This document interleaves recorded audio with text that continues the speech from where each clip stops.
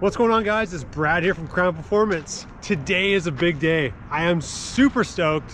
The build is complete. Time to show you guys my 2021 enduro bike.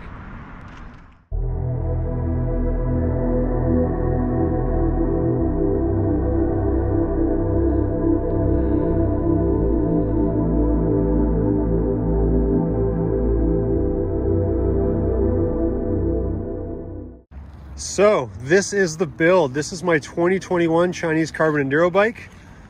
So let's start with the frame. This is the ICANN P9.